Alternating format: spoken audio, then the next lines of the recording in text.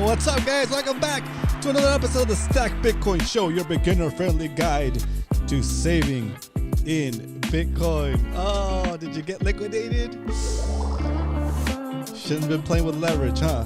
Shouldn't have been trading Bitcoin. Should be stacking sats, stacking Bitcoin, and just holding it. Spot Bitcoin. Don't use leverage. That's how you get liquidated. Okay. What's up, everybody? Welcome back. I hope everybody's having a good day. It is a Taco Tuesday. Oh no, it's not Taco Tuesday. It's a Monday.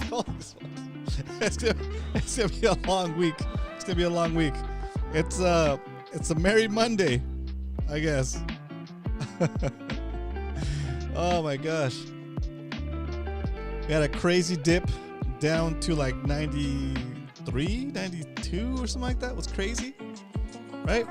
People got liquidated right and left. People are playing with leverage. And that's what happens. Carlos Jaramillo in the house. What up? Round of applause from our live studio audience for Pipeline Podcast. Paul and Carlos Jaramillo in the house. What up? Good to see you here, Carlos. Yeah, it's crazy. You see the price of Bitcoin going nuts. You know, it's all the tariff stuff and all like the pretty much like it's like all these crazy policies that are coming out. I look a little beat up, guys. I went to jiu-jitsu this morning. I had a rough day. Look at that. Boom, boom, boom. These bruises are almost cleared up, but I got some new ones up here. Yeah, it's been a rough jiu-jitsu, but hey, that's the only way to get stronger, right? Keep pushing through. Keep pushing through, get stronger. Anyway, yeah, all these crazy things like the tariffs that Trump put in place for Mexico and Canada and China. I mean, those things affect the price, right? Those things affect the whole economy. So when people are trying to figure out where to pull money from, Bitcoin is always the easy one to liquidate because it's always functioning 24/7, 365, day or night. Doesn't matter the holiday. Bitcoin is always working. So there's always, if you need to liquidate and make money quickly to cover your losses somewhere else, people will do that, right?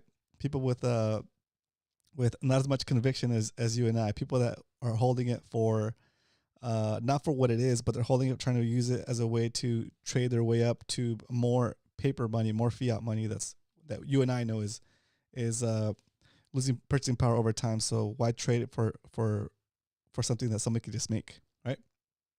So, long story short, on days like yesterday when the price is going crazy, it's going down, don't be afraid, right? Those are the times when you have an opportunity to stack more sats, to stack more satoshis per dollar, right? It's just the way you have to think of it. And the only way you're gonna be able to think of it like that is if you educate yourself enough to understand what Bitcoin truly is, and that all this crazy volatility going up and down, it's not something that you should be afraid of. It's something that you should take advantage of, because as it goes up and down, it's always opportunity to buy. Don't trade it. I'm not saying trade it. I'm saying there's always opportunity on these dips to get a little bit more value for your dollar, to get a little bit more satoshis per dollar, right? Anyway, let's get into the first segment of the show and look into how many satoshis you can buy for $1. The Bitcoin strength. Here we are. Whoa, it's not even kicking in. I'm still here. I think it's something wrong with my. Let's see.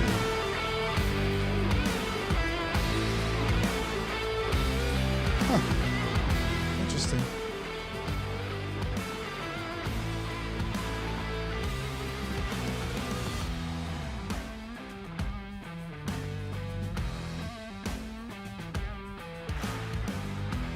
Interesting. Come on, man. We're gonna have a smooth show today. Ah, there's my downloads. Okay, that works. That should work. There it is. Aha! We got it. Today the price of Bitcoin is $101,914.25. You can buy 981 satoshis for a single dollar. There it is. 981 satoshis for a single dollar today. Dang, yesterday you could have bought over 1,000 satoshis for $1. Dang. It's crazy the way it works. It's crazy. All right.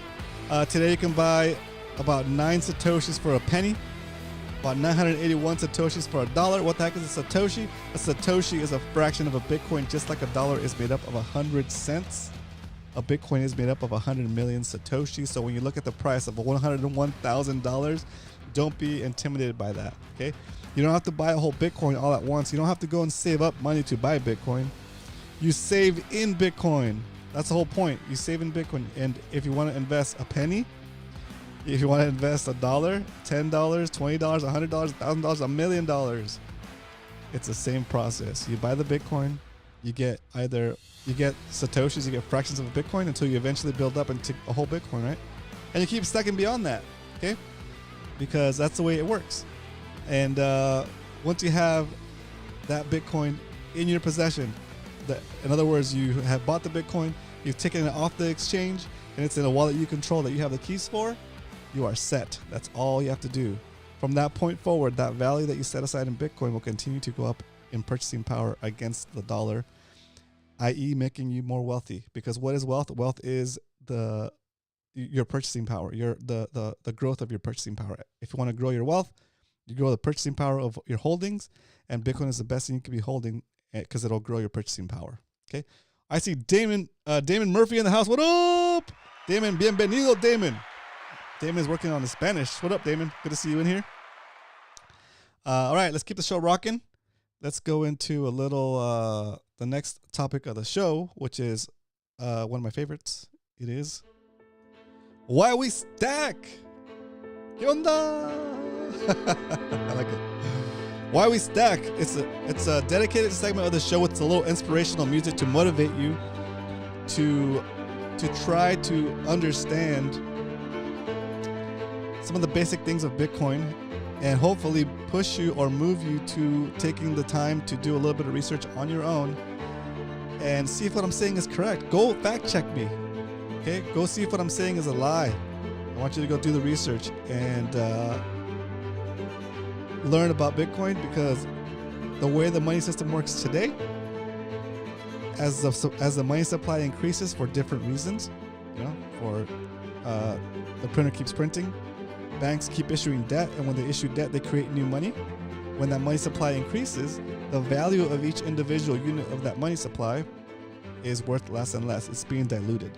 So if your savings are in paper money like dollars, yen, pesos, whatever, your savings are in essence losing purchasing power against inflation. Okay, and inflation, they tell you, is about 3 or 4% right now. But we all understand that the reality of inflation is a lot more than that.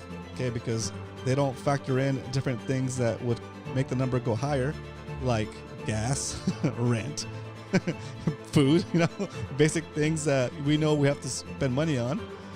And so they keep that inflation rate low. They artificially keep it low by what they include in what's measured, so that they don't have to pay out people that are on like Social Security and all their benefits. They don't have to bump up how much they pay them, right? So it's like taking money on both ends.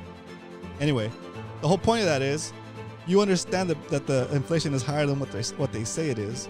You feel it in the prices of the stuff that you buy, right? So what you do is you take the value of the work that you have and you earned, and you set it aside from that inflationary system, and instead of saving your savings in dollars or pesos or whatever, you save it in Bitcoin. And when you do that, as the price of Bitcoin continues to increase against the dollar, because the dollar is continually getting debased, the value of your savings continues to go up, right? The value of your purchasing, the purchasing power of your savings continues to go up, and slow and steady, right? This is, we call, on the show, we call Bitcoin the get rich slow scheme, right? We get rich slow by saving in Bitcoin, and slowly over time, if you can hold that Bitcoin for a minimum of 4 years, you'll be a lot better off than if you were holding the cash or any other asset class in that case, right? Bitcoin gives you the opportunity, the power to take the value of your hard work, set it aside, and shield it from inflation for as long as you need to, for a day, a month, a year, 100 years. It doesn't cost you anything extra to just hold it, okay? Which is pretty incredible when you think about comparing that to any other asset class that is out there, okay? All right, and to keep it short, to wrap up the Why We Stack segment, I'm gonna hit you with the one. I'm gonna hit you with the short elevator pitch. Why do we save in Bitcoin? If you were to stop being on the way up, say, hey, so anyway, tell me about why should I save in Bitcoin? I would say we save in Bitcoin because saving in Bitcoin is like traveling back in time and giving yourself a perpetually increasing retroactive raise for the hours you've already worked for. As long as you hold a Bitcoin that represents those hours, that is what Bitcoin is. And if you stick around for the little bit later in the show during the stack recap coming up next, actually, I'll show you. We've been doing it here in the show for about 17 months, and I'm going to show you all the numbers. We've been buying here every weekday for about, like I said, about 18 months, 19 months. And I'm going to show you the whole stack. And that's the stack recap. You know what? Let's jump into the stack recap now, actually. That's a good little segue. Let's jump into the next segment. We like to call that the stack recap, because we don't only talk about stacking Bitcoin here Monday through Friday, 2 p.m. Pacific Standard Time. We actually do it. And there it is. Plain and simple. Here's our stack for 2025. Our stack for 2025, we purchase $20 each day. On days where the price of Bitcoin is below our average buy price, we buy a double stack, which is $40. And on days when the price of Bitcoin is below the lowest we bought for the year, so in 2025, it would be $92,000, we do a quadruple stack of $80. Okay, today we're going to be doing a single stack, so we're going to buy $20 worth of Bitcoin. But first, let me show you what we've been doing this whole year. So there it is. Most of our buys are in the negative, but still we are 2.89% in profit. We've set aside $640. We've saved $640 into Bitcoin so far this year, and accumulated 644,608 Satoshis, fractions of a Bitcoin, and they're currently valued at $659.45 for a gain of about 3% so far. Okay. In 2024, we did the same thing that we're doing this year. We started from day one, from January 1st all the way to December 31st. There it is, our last buy of December 31st. And as you can see, most of those buys are in the green. Okay. We saved about $7,000, and by the time, right now, since we're still holding that Bitcoin, those Satoshi, it's worth about $12,000. So we're up about 70% since last year, just in 2024. Okay. And of course, we're up more now than, we'll continue to be up more on the stuff we saved from 2024, right? Because remember, the goal here is to buy and hold it for at least 4 years. Okay. And hopefully by the time you hit 4 years, you'll understand Bitcoin enough to know that it doesn't make sense to sell it, because anything else you're trading it for is not worth it. Round of applause from the live studio audience for Carl Black. What up, Carl? Good to see you in the show. All right. There it is. That is the stack recap for the yearly, and here's the stack recap for the whole lifespan of the show. We are up to 0.3299047 Bitcoin today. I think we're going to flip this 2 to a 3, hopefully, with our purchase. All right. So if you guys are new to the show, you have any questions about Bitcoin, about how to buy it, about how to hold it, all that stuff, please do leave a question in the chat, or if you're watching the replay, put it in the comments. This show is small enough that I can take the time to explain anything that you might have a question about in regards to Bitcoin. Okay. So I'm here for you. I'm here to help you kind of avoid the pitfalls, the traps that are prevalent in the crypto world. First trap being to avoid any coin that is not Bitcoin. Avoid any of that stuff. Those are just designed to take your value and make the developers of those coins rich, and then they could take that money and buy their own Bitcoin. Okay. So avoid any altcoins. Anything that's not Bitcoin is an altcoin. Anything that's not Bitcoin is a poop coin, SHIT coin. So don't mess with any of that stuff. Okay. Pitfall number 2. Don't buy Bitcoin and leave it on an exchange. Okay. Because they're going to give you yield. They're going to say, oh yeah, if you buy Bitcoin, leave it here, we'll give you like 10% on your Bitcoin. Don't you want to grow your Bitcoin? Like, no, I don't want to grow my Bitcoin. I want to have it myself. Okay. In my own custody. Because when you leave it on an exchange, as far as the Bitcoin network is concerned, it's not yours, okay? Because it's not your keys to that wallet, so therefore it's not your cheese, okay? So you take the Bitcoin, you buy the Bitcoin only, you take Bitcoin into self-custody, and you put it in a wallet that you have the keys for, and then it's your keys, and that is your cheese, okay?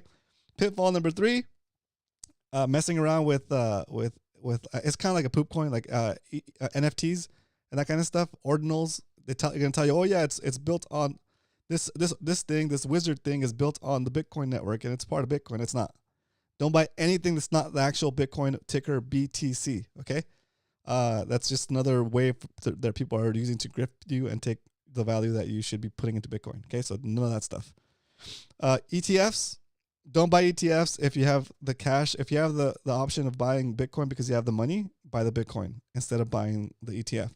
If you have captured money that's like maybe like money that's already in your 401k that you can't pull out until you retire, blah, blah, that's money that you could maybe move into an ETF or like MicroStrategies, for example, right? And again, because it's already captured, it's going to cost you too much to remove it. Just stop contributing to that stuff and buy Bitcoin directly instead, okay? What else? What am I missing, guys? ETFs, poop coins, yield products, lending your Bitcoin for yield products. That's pretty much. Those are most of the pitfalls you'll come across when you start to buy Bitcoin. Some of the exchanges that you use to buy Bitcoin, for example, like Coinbase or like Binance, if it's still available, I can't remember. They have more than one coin. They have a ton of different coins, and they're always going to be sending you like alerts, like, oh, this coin is down 5%. Oh, that coin is down 10%. This coin is up 5%. Ignore that stuff. Okay, disable all those alerts. You don't need that stuff. It's just a way for them to try to grift you into buying some other coin, right? And yeah, so Bitcoin only. We talk about Bitcoin here every day. If you have any questions, put them in the chat. If you have any questions, you're watching the replay, put them in the comments. I'll be here for you. Yeah, super simple. Getting rich slow, getting rich slow with Bitcoin is the most boring thing you're gonna come across. Okay, and that's the way it should be. I shouldn't have to be too excited about like losing money and getting money. Look, you save in Bitcoin, you take custody of that savings, and that's it. Okay, you repeat. You find ways to be productive and build more value for people, and then that in turn gets you fiat dirty money, and you convert that dirty fiat money for more pristine Bitcoin, right? And you keep repeating. That's the whole goal. That's the whole plan here on the show. Okay, we are Bitcoin only and beginner friendly. So if you have any questions, do put them in the chat. All right. So, Carl says, everyone see the sats were on sale this? Yeah. Dude, I know 94K, 92K was incredible. It was cool seeing it back over 1,000 Satoshis for $1. All right, a little quieter here. I'm going to put on some little background music. That was, oh no, we're still in the stack recap, right? Stack recap. Here we go. So that's the full amount. Okay, now that we know how much Bitcoin we have and how much Bitcoin we're going to buy in this round, let's do what we came to do, guys. It's time to stack some corn. All right, here we go. So now I'm gonna jump on the Strike app again. Strike, there it is. I'm gonna buy $20 worth of Bitcoin for the Monday episode. I keep thinking it's Tuesday. I want tacos. Hit next. All right, there it is, ready to confirm. I'm gonna kill the music, start the drum roll, please. Buying $20 worth of Bitcoin today on the Stack Bitcoin show. And just like that, we've stacked an additional 19,381 Satoshis. That's a lot of corn. I know it doesn't seem like a lot, guys, but slow and steady, we're building it up. You know, slow and steady, we're building up a stack. Let's see if we can flip that guy. Flip that number right now. 1, oops, 2. Happy February, by the way. Another month. January is over. Wow. That's crazy. Okay, today's purchase was at $102,213.51. We bought $20 worth of Bitcoin. The yield is 0.0001931 Bitcoin. Another way of saying that is 19,381 Satoshis. A Satoshi is a fraction of a Bitcoin, okay? If you can accumulate 100 million Satoshis, you accumulate one whole, it's like saying one Bitcoin, okay? All right, that's not bad. Copy this data over here for my average purchase of 98,000. We're taking this data over to the spreadsheet for the whole lifespan of the show. Look at all that green. Cheers. Okay, today's purchase is here. Boom. Boom. Okay. Drum roll, please. Do we flip that 2 to a 3? Let's see. Oh yeah, we did. Gee, look at that. Look at that. We are at 0.33009818 Bitcoin for the show. Dang. You know, we're a small little show, guys, but look at that. We're at 10 concurrent viewers. Thanks for tuning in, guys. I appreciate every single one of you guys. Do me a favor, slap that like button or gently caress it if you would. Let's get those likes up, please. That's pretty cool. But there it is. We are on our way to 1 Bitcoin. That's the whole point of the show here, guys. We're trying to get to 1 Bitcoin, and it's a struggle, and we may never get to 1 Bitcoin if the price just runs away from us, right? But the goal here is, the point here is to show that with as little as $20 a day, you can do $5 a day if you feel more comfortable doing it that way. You could do $1 a day if your exchange lets you do it, right? The whole point is to motivate you guys to, if you're already stacking, to motivate you to stack harder, right? What's the worst that could happen? You have more Bitcoin, right? If you're new to Bitcoin and you're like curious about it, but you're like, it's a scam. I don't know. It's too much. It's too volatile. Blah blah blah. It's bad for the environment. Blah. Those are all lies. Those are all lies designed and put out by the very same corporations that are currently stacking hand over fist behind your back. The people that finance those narratives into the news to make you think that Bitcoin is bad for the environment and that it's too volatile and it's blah blah blah. Those are the very same people that are running ETFs now. There's like over 14 companies that are running Bitcoin ETFs. And those are the very same companies that put out the narrative that Bitcoin is bad. Okay? So while they have you thinking Bitcoin is bad, they're stacking hard. And then they're going to switch it up and say, oh, Bitcoin's good. You can come in and buy Bitcoin now. Pump my bags, right? Well, we were here before they were. Okay? We're running this show and we're doing Bitcoin education and learning about Bitcoin before the ETFs even got approved. Okay, we front ran Wall Street, right? We were here before them, and we're still gonna continue to do what we need to do. Just keep stacking. That's the whole point. Okay. All right, I'm gonna put it into the Q&A portion of the show. If you guys have any questions, any comments you want me to comment on, do put it in the chat. It's no holds bar. Put whatever you want in there. Thanks for showing up, by the way, and receiving your daily dose, your daily Bitcoin orange pill. Is it gonna focus? There it is. I'll read you the prescription that says 21 milligrams of Bitcoin basedness. There's 21 doses in here. Gee. Let's see what else is in here. Okay. I'll read you the prescription. Here we go. Take 1 tablet daily.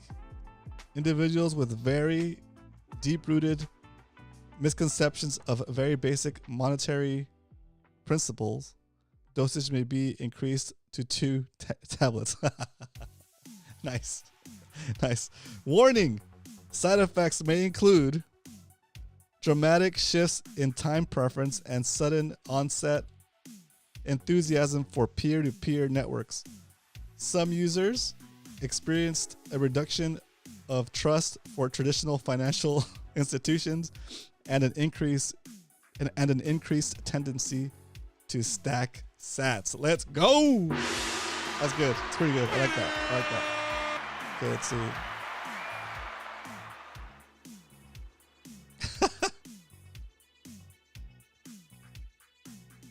That's so funny. I'll read you guys the ingredients tomorrow. That's pretty funny.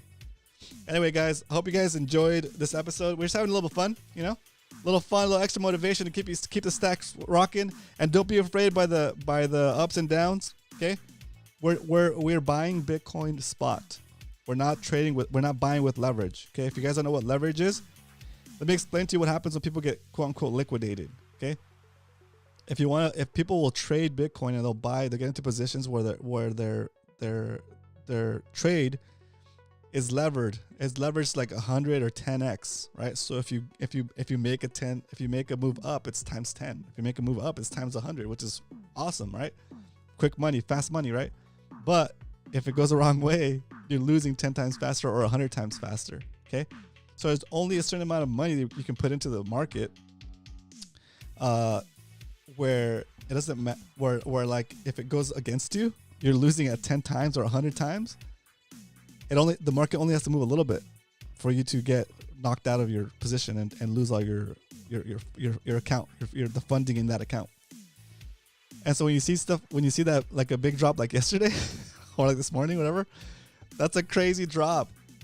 And so a lot of people, if you're trading with leverage, you can't tolerate that big of a move down because it completely wipes out the value of your account because you're levered again, like 10x or 100x or whatever x, even 5x. Right, so what we do here on the show is we don't buy levered positions. We just buy straight spot, which means it's just 1-to-1. Okay, if we put in $1 and Bitcoin drops to 0, then we lose that $1.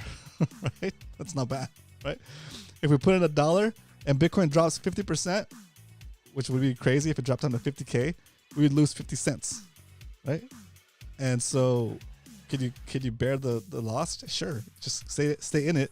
And it'll come back up eventually. When it comes back up, you're back to whole, right? If anything, if it drops 50%, which would never, I don't think it would ever happen. But if it did, I'd be in there buying so much as I could because it's like an excellent buying opportunity, right? So it's just crazy the way it works. Hastings in the house. What up, dude? Good to see you in here. What's up? Can you give a rundown UTXOs and transfer fees? Do they happen anytime you transfer or exchange? Oh, perfect. Hastings, that's a great question. Let's do it. Let's do it. Thanks for asking the question, by the way. Okay, so we'll do a really quick rundown. If we're going to be talking about how a transaction actually works. Okay.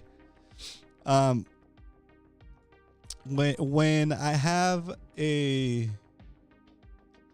gonna do an example first, so you understand the concept. We're gonna do the example with money first, okay? With just like a $20 bill, for example, okay? So let's say that Hastings and I are gonna do a transaction, and he's selling me something that's worth $10, and he expects me to pay $10, okay? But all I have is a $20 bill, okay? So I give Hastings the $20 bill, and he returns my unspent transaction, which is $10. Okay. Now that unspent transaction lives in my wallet as $10, right? So that's just the basic. Okay.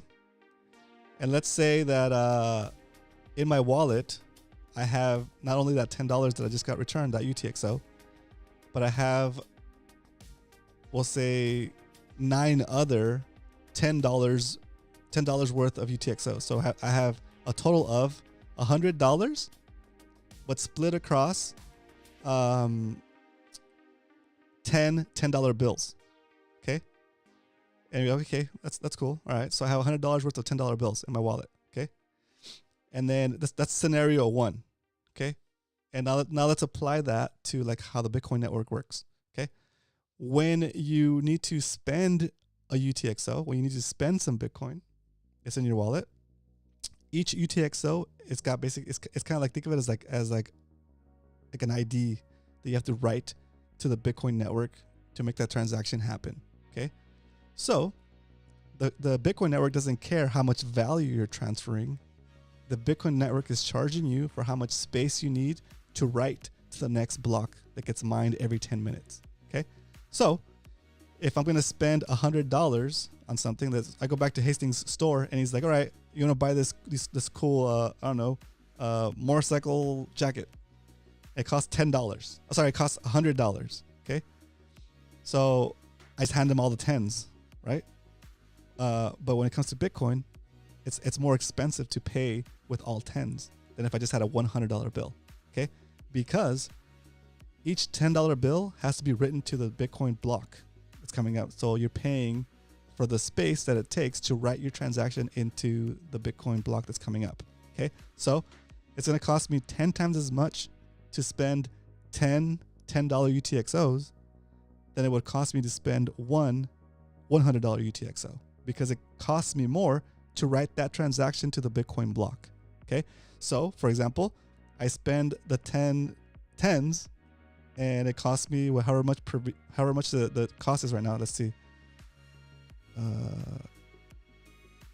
The transaction cost right now is 4 sats per V byte of data that you need to write to the block. Okay. And so the first transaction with the $10 bill is going to be a lot more expensive. I mean, not that much more, but still a lot more expensive than writing it to with a single UTXO that's worth 100. Okay. Oops. Sorry about that. Okay. So that's like a little bit of we're getting into it right now. Okay. We're just kind of like send the baseline. Okay. Now let's go answer your question. Can you give UTXO transfer fees? That's how they work. The UTXO transfer fee is what it costs for you to spend that UTXO by writing it to the network. Okay, so here's that UTXO now could give us an issue if it's worth less than it costs us to spend it. For example, let's say you have a UTXO or a bill in your wallet that's worth 1 penny, right? Or 1 sat, for example, right? And it costs you 4 sats per V byte to write that transaction. It doesn't make sense. That UTXO that's so small is basically it's what we call now dust, because it's more expensive to spend it than it is than the value it's holding. Okay, that's where we get into like UTXO management, where you want your UTXOs to be of a certain size, but there's 2 different factors that have to do with that. Okay, a big UTXO doesn't have a risk of becoming dust because it's always going to be worth more than it's going to cost you to spend it, which is cool, right? But when you spend that UTXO, whoever you spent it with or used part of it with gets to see how much value is in that UTXO. For example, let's go back to our money example. If I have since cash doesn't penalize you for spending like pennies and dollars, right? I guess it would. If I try to buy a $1 product from Hastings and I paid him with 100 pennies, he'd probably be upset. But it's still money. It still works, right? It's not going to cost me extra. It might cost him more work to actually get the bill, right? But it's not that bad. Now, if I have a UTXO on a bill that's worth $1 million, a really big UTXO, and Hastings is selling me a $1 thing, I'm like, all right, I'll buy that $1 thing. I'm going to pay you with Bitcoin. Here's my $1 million UTXO. And I pay him with that. He gets to see how much Bitcoin I'm holding with that UTXO ID, right? With that wallet ID, and that's where it becomes like a security thing, a security issue, right? So there's the balance. You want the balance of usability, but also the balance of not exposing how much you have to a random person. Okay, so that's where you get into UTXO management. Okay, you take your UTXOs, your unspent transactions, and you can split them up into different amounts. So you can say like all my UTXOs that are less than 0.001 Bitcoin, I'm going to take all of those and send them to myself in one transaction, and that will all become one UTXO, and that'll basically fix that issue that you have of getting into a UTXO that's too little and could end up being dust. So when people say, you hear somebody on the internet or watching a YouTube video that say, hey, the fees are low today, the fees are cheap today, it's a good time to consolidate UTXOs. That's what they're referring to, because you're going to take a bunch of different addresses, a bunch of different UTXOs, and you have to write them to the block and write them to the same address, but then they all come together as one UTXO, which makes it better for you, because in the future, when writing to the Bitcoin block becomes more expensive, you might have a UTXO today that's okay become dust in the future if it's not big enough. Okay, and again, that's a balance that you have to choose between what size UTXO and privacy, right? But you can also move stuff around, so it's not a big deal. But let's go to the second part of the question.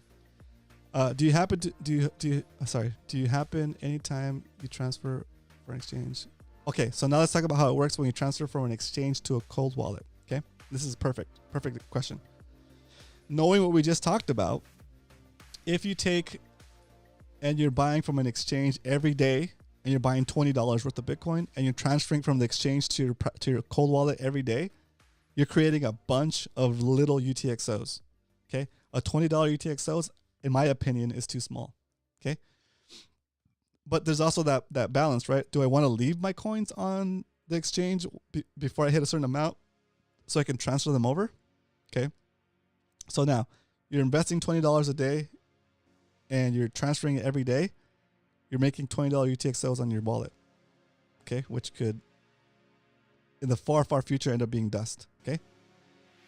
What you could do is if you don't want to risk leaving any money at the exchange, then every week or so, or every however long that you have where you have UTXOs that add up to 0.001 or 0.01 Bitcoin, you take all those UTXOs, you manage them, and you send them to yourself, and then that will write them again to the blockchain, and it will give you one UTXO that consolidates all those UTXOs. Okay, that's one way to consolidate UTXOs. It takes an extra step, and you're taking the extra step because you're getting rid of the third-party risk that is the exchange. Okay, if you want to be a little bit lazy about it, you can leave it on the exchange until you hit 0.001 or 0.01, depending on what your strategy for UTXO management is going to be. And once you do that, once on the exchange it hits 0.001 or 0.01 Bitcoin, you transfer it, and that'll be one UTXO that's worth 0.01 Bitcoin or 0.001 Bitcoin, right? You're basically risking the Bitcoin that's on the exchange for like however long it takes you to build up to 0.001 or 0.01 Bitcoin, and you're leaving it out there at risk because you don't want to do the extra step of later consolidating your multiple UTXOs. In a way, it leaving on the exchange while you get to the UTXO level that you want is going to be cheaper because you don't have to pay another transaction to consolidate them. You're basically doing the consolidation and the move in one move. You're moving the Bitcoin off of the exchange and you're consolidating it together into one UTXO. That's the cheapest way to do it. But it's not as safe because if your exchange goes down, whatever money you haven't removed from there is still, it's going to be stuck. It's not yours. Okay. If you do the ultra third party risk averse method, would be to remove it from the exchange as soon as you get it to your wallet, and just keep track of your unspent UTXOs. Sorry, of your UTXOs that are small, and do like a monthly or weekly or whatever, depending on how fast your wallet is growing. Do a consolidation, which is an extra step. It sounds crazy when you say, "Oh, consolidate your UTXOs," but it's not that crazy, guys. All you're doing is you're selecting the specific UTXOs that are small, and you're sending that back to your same wallet.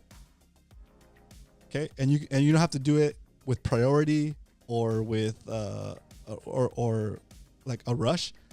Set it with the lowest priority, and let it go through like at night when you're asleep. Don't worry about getting it in the next 10 minutes, right? You want to get it when the fees are cheap, right? Like see, like right now, just in the conversation we've been having, the fees went from 4 sats per VByte to 5, right? You can see it here. So at night, sometimes the fees will go down to 3 or 2, whatever. I think 3. I don't think I've seen 2, but you'll notice it. And then when people start congesting the network, the fees will go up, and that's when you don't want to do a UTXO consolidation, right? But anyway, those are the basics. Those are the basics. So, yeah. So when you transfer your money from the exchange to your wallet, you do create a UTXO. Cool. Yes. All right. All right. So, Hastings, I appreciate you showing up, and I appreciate you having the question. This is exactly what I'm here to do. Look, we have 10 people watching, and it's a lot of the guys in the chat are like really good at Bitcoin beyond my abilities as far as knowing how Bitcoin works and how it functions. So their role here in the chat, their role here on the show is to correct me if I'm wrong. I don't have a problem with getting called out. My priority is giving good information, okay? And your role as a beginner, as somebody with questions, is to just ask your questions, because your question is something that somebody else is going to have, and it's going to give me the opportunity to help you understand it. And maybe you still have to go look it up because I didn't explain it quite right, but the way I explain it is going to work for some people, right? And again, the prompts are amazing. It's cool. It helps me deliver on what specifically you guys need help with. So I appreciate the question. And that's it. We'll wrap up today's episode of the Stack Bitcoin Show. Thanks again for the questions, guys. And I am going to put this song on. This is a rap song. I'll see you guys here tomorrow for another episode of the Stack Bitcoin Show. But until then, remember, if you ain't stacking, you're slacking. Later, guys.